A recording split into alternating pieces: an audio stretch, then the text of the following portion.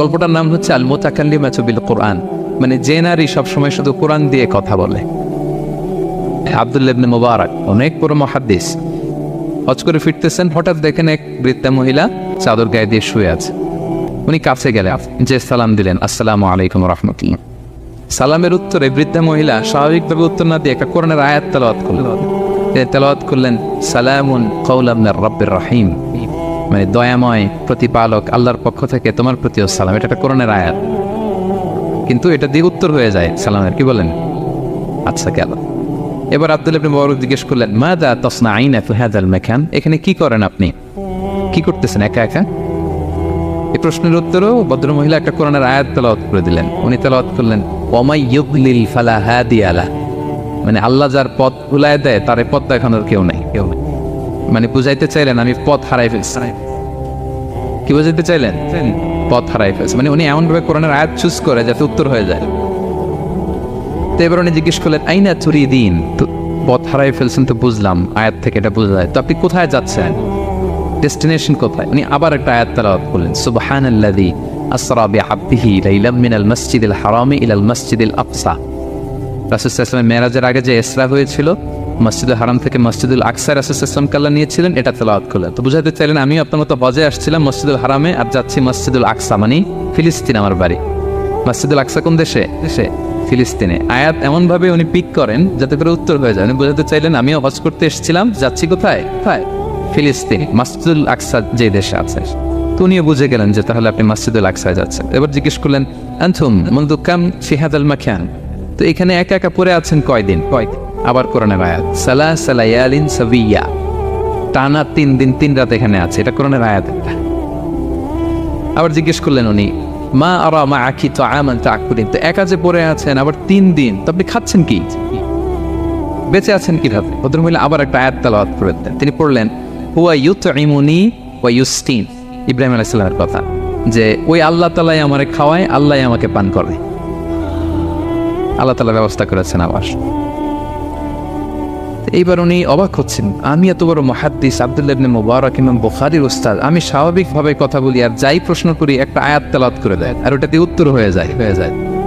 কি মহিলার সন্ধান পেলাম? তো উনি বলতেছে, ফাবি আইয়ি শাইইন তাতাওয়াদ্দাইন, 3 দিন যে এখানে আছেন মরুভূমির বালুর মধ্যে, ওযু করেন কিভাবে? উনি আবার একটা আয়াত তেলাওয়াত করলেন, ফাইন লাম তাজিদু মাআন ফাতায়াম্মামু সাঈদান তাইয়্যিবা, আল্লাহ আয়াতে বলেছেন যদি তোমরা পানি না পাও পবিত্র মাটি দিয়ে তায়াম্মুম করে নিও। তো বুঝাতে চাইলেন পানি নাই তো কি হয়েছে, বালু তো চাই, তায়াম্মুম করে নাও। আল্লাহু আকবার। এবার উনি বললেন, ইন্না মাইয়া তাআমান আলা তাকুলিন, আমার ব্যাগে তো কিছু খাবার আছে, আপনি কিছু খাবেন? আবার কোরআনের আয়াত, সুম্মা আতিম্মুস সিয়ামা ইলাল লাইল, আল্লাহ এক আয়াতে বলেছেন তোমরা রোজা ফজর থেকে শুরু করে সন্ধ্যা পর্যন্ত পূর্ণ করো। তো বুঝালেন আমি রোজা রাখছি। কি বুঝালেন? রোজা রেখেছে। এবার উনি একটু মাসালা খাটাইতে চাইলেন, ভাবলেন যে বুড়ি তুমি আমার সাথে শুধু কোরআন দিয়ে উত্তর দিচ্ছ, দাঁড়াও তোমাকে আমি আটকাইতেছি।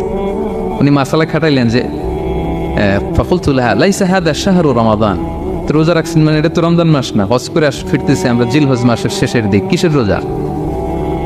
ওই মহিলা আবার একটা আয়াত তেলাওয়াত করলেন যে ওমান তাতাওয়া খায়রান ফাইনাল্লাহা শাকিরুন আলিম, আমি রমজানের ফরজ রোজা তো রাখিনি, এখন আমি নফল রোজা রেখেছি। আয়াতের অর্থ হচ্ছে তোমরা নফল যা করো এগুলো প্রতিদান আল্লাহ তোমাদের বুঝিয়ে দেবে। রমজান না ঠিক আছে জিলহজ, কিন্তু আমি কি রোজা রেখেছি? নফল রোজা। এইবার উনি ধরছেন মাসালা, এবার বলতেছে উবি হালান আল ইফতার ফিস সাফার, সফরে তো রোজা ভাঙা যায়, রোজা তো ভাঙা যায়, খান একটু। এবার উনি কোরআন থেকে আবার তেলাওয়াত করলেন, ওয়া আনতা সুমু খায়রুল লাকুম ইন কুনতুম তা'লামুন, আল্লাহ যে আয়াতে বলেছেন যে সফরের রোজা ভাঙা জায়েজ আছে, ওই আয়াতের শেষে আবার আল্লাহ বলছেন যদি রাখো সব বেশি পাও। কেউ অসুস্থ হলে রোজা ভাঙবে, সফরের রোজা ভাঙবে। এই আয়াতের শেষে হচ্ছে ওয়া আনতা সুমু খায়রুল লাকুম ইন কুনতুম তা'লামুন, তবে রোজা যদি রাখো এটা ভালো যদি তোমরা বুঝতে। এবার উনি আর যাবে কোথায়? দিশেহারা হয়ে এবার জিজ্ঞেসই করে ফেলছে, লিমাদা লা তুকাল্লিমিনি মিসলা মা উকাল্লিমুকি, আচ্ছা মা এবার বলেন আমি আপনার সাথে যেভাবে কথা বলি আপনি এইভাবে কথা বলেন না কেন? কিছু জিজ্ঞেস করলে কোরআনের আয়াত বলেন কেন? আমি কথা বলতেছি আপনি আমার সাথে এভাবে কথা বলেন, কিছু জিজ্ঞেস করলে কোরআনের আয়াত কেন? এটার উত্তরে উনি আরেকটা কোরআনের আয়াত উনি পড়লেন, মা ইয়ালফিযু মিন কাওলিন ইল্লা লাদাইহি রাকিবুন আতীদ, আল্লাহ বলেছেন তোমরা মুখ দিয়ে যাই বের করো এটা লিখে রাখার জন্য দুই কাঁধে রাকিব আতীদ আছে, তুলে রাখে। তার মানে আমি যে তোমার সাথে কথা বলতেছি প্রত্যেকটাই তো রেকর্ডেড হয়, রেজিস্টার্ড হয়। সো এমন কিছু বলি যেটাতে সওয়াব হয়, যেটাতে ভুল না হয়। তো উনি অবাক হলেন যে কি মহিলা, এরকম মহিয়সী গরিয়সী নারীও পৃথিবীতে আছে। তো উনি বললেন ঠিক আছে মা, আপনি যেহেতু পথ হারাই ফেলছেন, আমার ওটটাকে আমি নিয়ে আসি। ফাহাল্লাকা আন আহমিলুকি আলা নাফাতি হাদিহি ফাতুদরিকিল কাফেলা, আমার ওটটা নিয়ে আসি, ওটে বসেন, আমি আপনাকে এগিয়ে দিয়ে কাফেলাতে যুক্ত করে দেই। আপনি কি রাজি আমার ওটে বসবেন?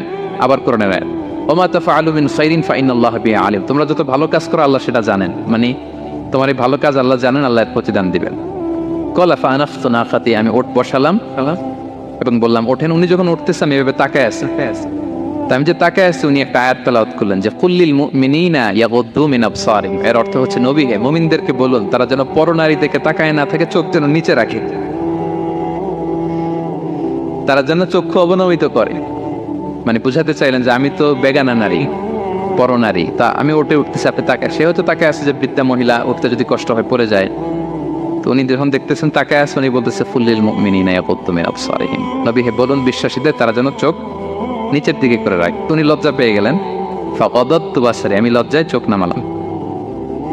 এরপর আমি বললাম ইরকাবি ওয়াকাদ আকালতু নাকাতে, ওঠেন। আমি আবার ওটের রশি ধরে টানতে আরম্ভ করলেন। ভদ্রমহিলা উঠেই আবার কোরআনের আয়াত পড়লেন, যেটা আমরা গাড়িতে বা কোনো বাহনে উঠলে পড়ি। তিনি পড়তে আরম্ভ করলেন সুবহানাল্লাযী সাখখারা লানা হাযা ওয়া মা কুন্না লাহু মুকরিনিন ওয়া ইন্না ইলা রাব্বিনা লামুনকালিবুন। প্রশংসা সে আল্লাহ, যে আল্লাহ এই বাহনকে আমাদের জন্য বশীভূত করে দিয়েছেন। তিনি বশীভূত না করলে আমরা তো এটাকে বশীভূত করতে পারতাম না। আপনারা যখন গাড়ি স্টার্ট দিবেন এই দোয়াটা পড়েন তো আপনারা? গাড়ি স্টার্ট দিলে, বিমানে উঠলে, ঘোড়ায় উঠলে, যে কোনো বাহনে উঠলে এটা পড়তে হয়, কোরআনের আয়াত। তো এই বললেন, আমি এবার উঠলাম, ওটের জিমাম ধরে টানতে লাগলাম না, আর একটু হই হই শব্দে ওট চালাতে লাগলাম যাতে করে তাড়াতাড়ি যাওয়া যায়। উনি কোরআনের আয়াত বললেন ওয়াকসিদ ফি মাশিক ওয়াগদুদ মিন সাওতিক, কোরআনের আয়াত। মানে তোমার চলার ক্ষেত্রে তুমি মধ্যম পন্থা অবলম্বন করো আর গলার সাউন্ডটা আর একটু ছোট করো। এটা কিন্তু লোকমান হাকিম তার ছেলেকে বলেছিলেন যে বাবা তুমি যখন হাঁটবে মধ্যম পন্থায় হাঁটবে, আর শাউট করবে না, নয়েজ করবে, কণ্ঠটাকে নিচু করবে। এই আয়াতটা উনি পড়ে দিলেন। মানে বুঝাতে চাইলেন আপনি হাজি মানুষ, ফস করে আসছেন, এইভাবে যাচ্ছেন কেন? আপনি স্লোলি যান।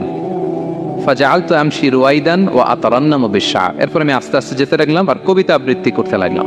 আরবদের অভ্যাস ছিল তারা শত শত লাইন কবিতা মুখস্থ পারতো, দিনকে দিন মরুভূমিতে চড়তো আর কবিতা পড়তে। তো আমি কবিতা গুনগুন করে কবিতা পড়তেছি আর যাচ্ছি। এই মহিলা পিছন থেকে আয়াত তেলাওয়াত করলেন আবার, ফাকরাউ মা তায়াসসারা মিনাল কোরআন, মানে কোরআনের যেখান দিয়ে সহজ লাগে ওইখান দিয়ে পড়েন। মানে বুঝাতে চাইলেন কবিতা বললে কি লাভ, আপনি কোরআন পড়েন। উনি আবার লজ্জা পেয়ে কোরআন পড়তে আরম্ভ করলেন।